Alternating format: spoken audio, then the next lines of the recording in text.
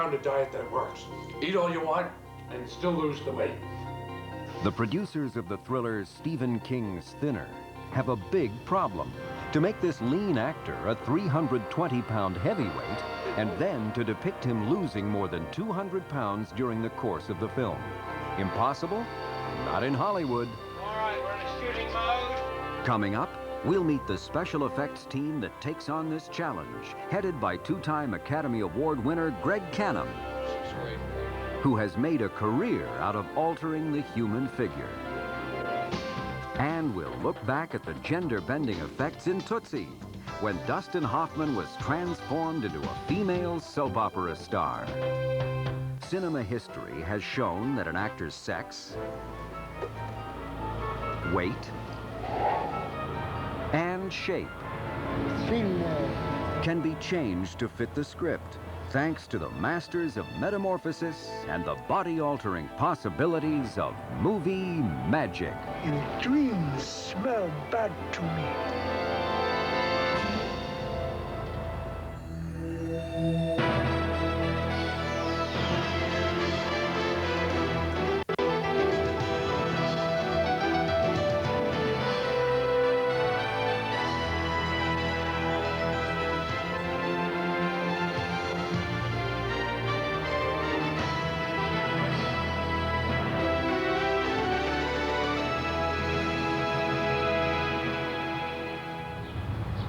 In the small coastal town of Camden, Maine, filming is underway. And background, off you go, folks. And action. On the psychological thriller, Stephen King's Thinner. You got it, mister? Star Robert John Burke plays Billy Halleck, a small-town lawyer with a big problem. He has been cursed. Sir? By a gypsy, causing him to lose weight fast. Thinner is not the first film in which significant weight change plays a crucial role. In Martin Scorsese's 1980 boxing epic Raging Bull, Robert De Niro began his portrayal of fighter Jake LaMotta in his championship prime. Then, to depict LaMotta in his later years, production stopped while De Niro ate his way to a weight gain of more than 50 pounds. But the weight change called for in Thinner is so extreme, no actor on his own could be expected to pull it off. So the producers turned to special makeup effects artist Greg Canham, whose previous credits include Bram Stoker's Dracula, The Mask, and Mrs. Doubtfire.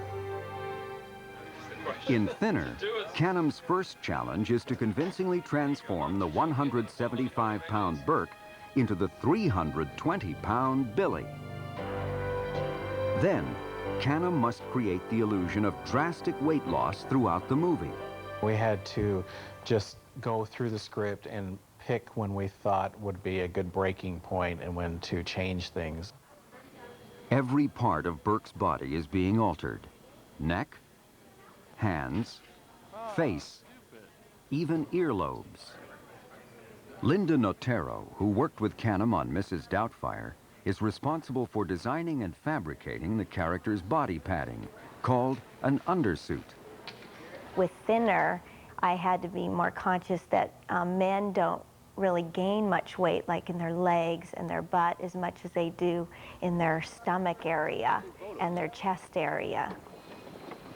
Notero's team constructs 4 undersuits to portray different stages of weight loss. The first step in creating the undersuit is to make an inner lining. For the top half of the suit, a vest made from a sturdy broadcloth is tailored to the actor's dimension. Next, fat and muscle patterns are cut from 1/4-inch sheet foam. These foam sections are pulled out and shaped with synthetic fiber, then stitched onto the inner lining. Side panels of spandex provide flexibility for the actor's movements. The outer layer of the bodysuit is a thin, stretchy vinyl covering called milliskin. The skin that goes over the top of it will allow the muscles to move independently of each other, almost like real muscles would with the ligaments in between. More synthetic fiber fill is stuffed under the milliskin to produce the rounded, bulky look of fat.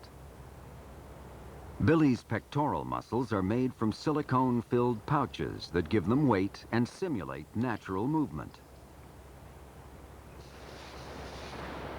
Plastic pellets are used in belly pads to impart the rippling effect of real fat in the stomach area.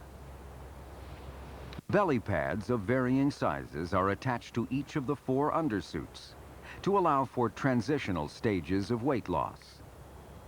The bottom halves of the undersuits are constructed in a similar way, using super spandex stretch pants for the inner lining. Completed in 10 weeks, the undersuits are shipped to the thinner set in Maine, where the wardrobe department takes over. Let's try this one. As anyone who's been on a diet knows, every major weight change requires a whole new set of clothes. Costume supervisor Robert Bodford's choice of wardrobe complements the undersuits to give the illusion of a man rapidly losing weight. Bodford selects costumes that hang loosely from the body and sag around the shoulders. At one point, we took the belly pod out to make him lose 14 pounds, but actually increased the size of the suit from a 50 to a 52. Shooting in the heavy padding during a hot, humid East Coast summer can take its toll on an actor. Relief comes in the form of a cool suit, worn underneath the undersuit. Between takes, tubing is attached through which ice water is pumped. Creating convincing body-altering effects under clothes is one thing. Doing so when the character must appear naked is quite another. 4 horses, better for cows. 281! I've lost 2 pounds since this morning. The illusion is created with a full upper body suit made of foam latex. Canham's team has paid attention to the smallest of details. This includes hand punching or inserting thousands of individual strands of hair, follicle by follicle. The long hours and the skills of a team of effects artists result in a body that is perfectly imperfect. The reason we created a fat suit was for the shower scene. They just wanted to do a scene from here up, so they weren't going to see much of him. But I knew that they probably would go wider with it, so we took it down to below the stomach just in case they got that far, and it turned out really good. Greg Canham's creative vision, Lyndon Otero's unique understanding of how a body looks and moves, and Robert Bodford's selection of wardrobe, I see you finally found a diet that works. all combine to convincingly portray a character on a pound-shedding free fall. You're down to a pant 40, maybe even 38. That can't be right. When we return, Dustin Hoffman shares some of his beauty secrets. Special makeup effects artist Greg Canham faced an intriguing challenge when called on to transform actor Robin Williams into the endearing Mrs. Doubtfire. The body-altering effects had to be good enough to convince the audience that a man could fool even his wife and children. To make this transformation a reality, Canham sculpted the Mrs. Doubtfire mask, which then became the basis for 8 foam latex prosthetics or appliances that were adhered to Williams' face. To fill out the actor's figure, Canham assigned designer Lyndon Otero to construct the Mrs. Doubtfire bodysuit. We pretty much used the same materials as we did on Thinner, with an additional sleeve to the seams where he wore sheer blouses where the hair on his arms might show. When face and body came together, the lovable Mrs. Doubtfire emerged. The film earned Greg Canham an Academy Award for Best Makeup and became the latest in the cinematic tradition of allowing movie stars to play the opposite sex. In 1935's First a Girl, starlet Jessie Matthews masqueraded as a male nightclub performer. Half a century later, Julie Andrews played a similar role in Victor Victoria. Most often, however, Hollywood gender swapping has gone the other way, from male to female. In 1959's classic Battle of the Sexes, Some Like It Hot, Tony Curtis and Jack Lemmon joined Marilyn Monroe in an all-girl jazz band. You stay here as long as you like. Then, in 1982, director Sidney Pollack put a new star on the screen, Tootsie. For versatile character actor Dustin Hoffman, playing Dorothy Michaels in Tootsie was the opportunity of a lifetime. But he might have gotten more than he bargained for. It was physically painful to wear that makeup for 12, 13 hours a day, and to be in at times more than discomfort, because it was not just hot, it was pulling the skin and you couldn't move. Makeup creator Dorothy Pearl coordinated the team responsible for Tootsie's face. We were very careful to stay on a very naive, possibly more innocent approach for Dorothy. Even a little frumpish, school marmish, which we all thought was quite funny. When I was in my salad days, I worked in Fargo, North Dakota. To help create a feminine appearance, Pearl utilized facelift devices called skin pullers. As demonstrated here, the skin pullers are attached to the face with adhesive patches, then adjusted with cords gathered behind the head until the skin is taut.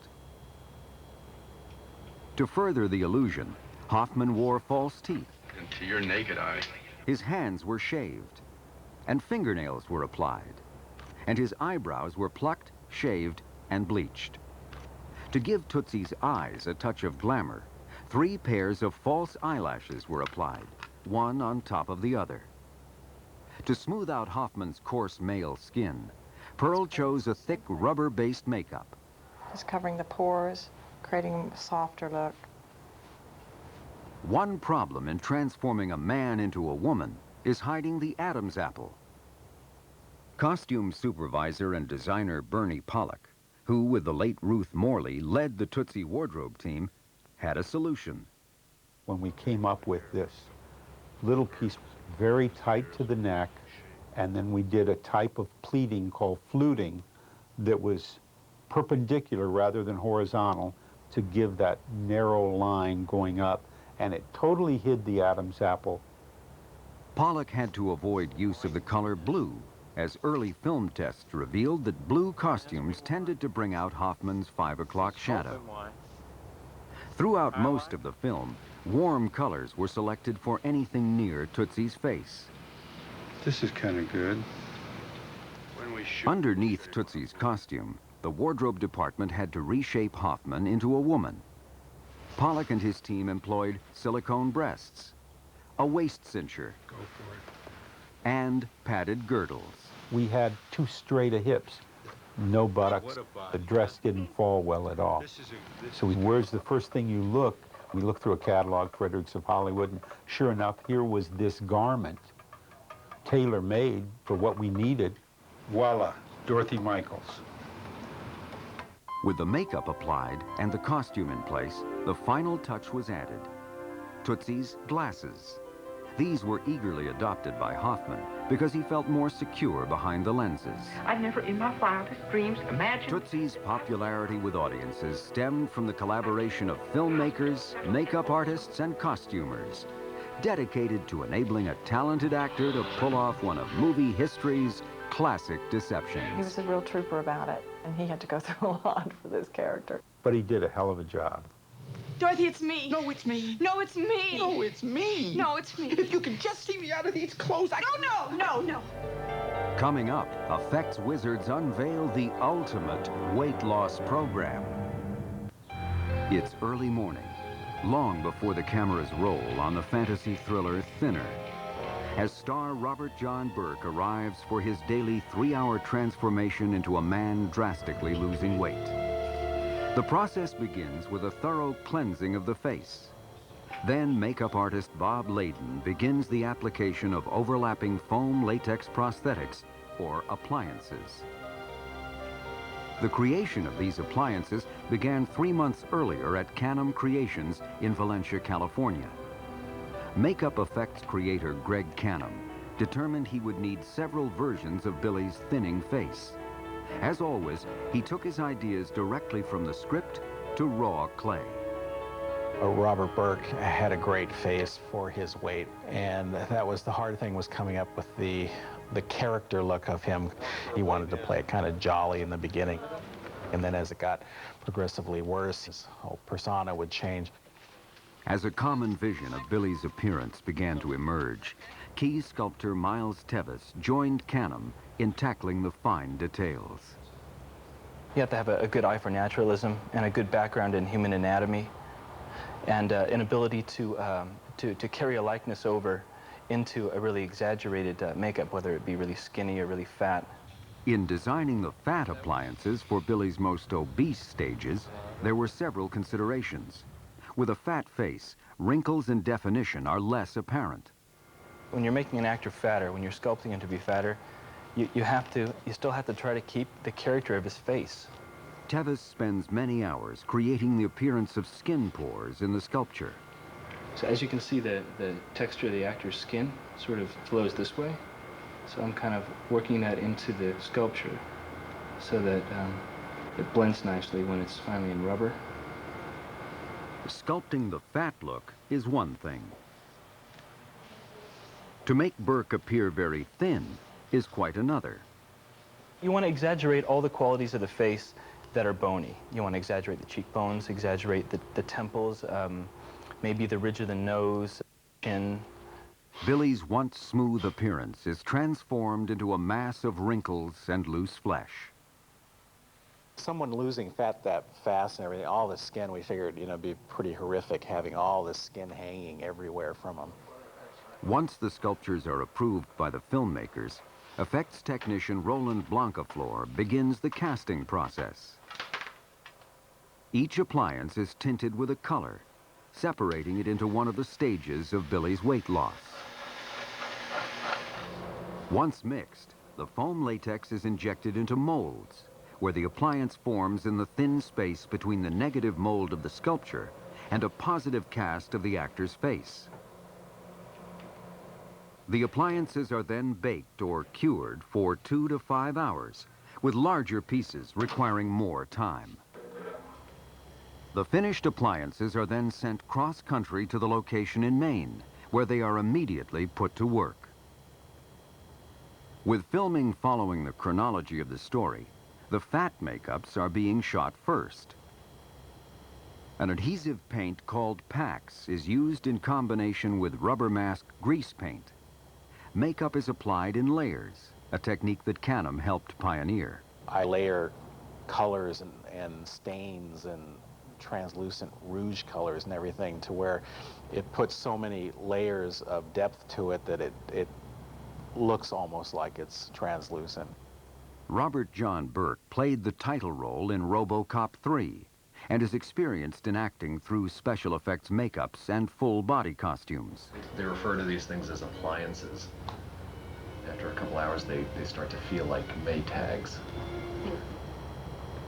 I usually tell actors when they're in makeups, like all this fat makeup, have to, you know, overemphasize things to make it come through the rubber.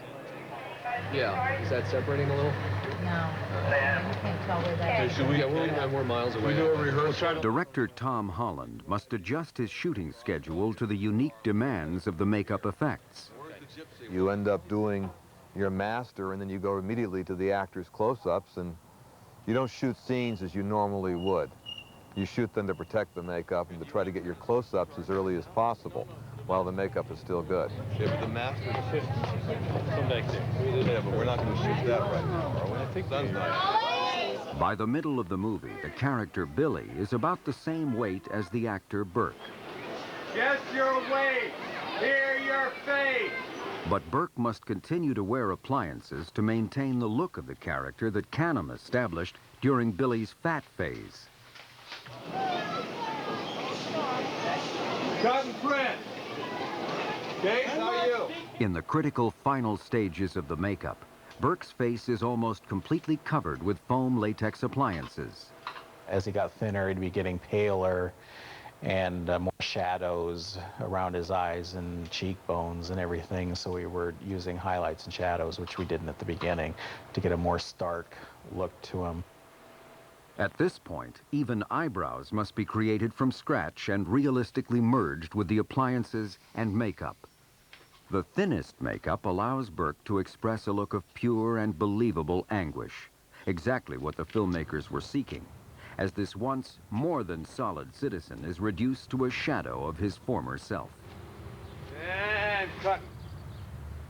Towards the climax of Thinner, Billy's appearance is terrifying because it is so real. Proof positive that the special effects demands of the story have been met. Greg Canham doing the makeup was just really exciting for me to be a part of. There's a reason this man has 2 Academy Awards to date. These days, it seems that any transformation is possible in the field of body altering. For Mrs. Doubtfire and Tootsie, the illusion of males being females was created by talented makeup artists and ingenious costumers.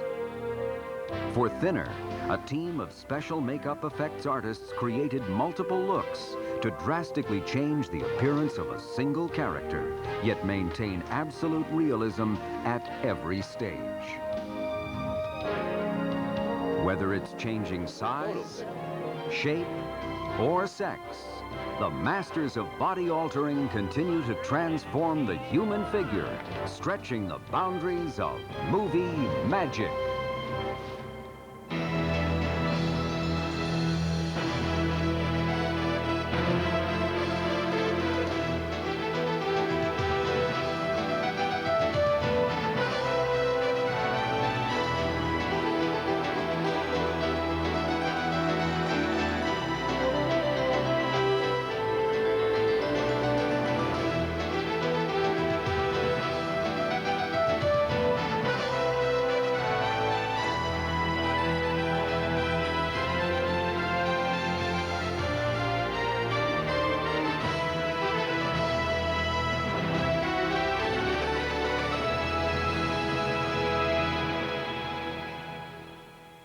See.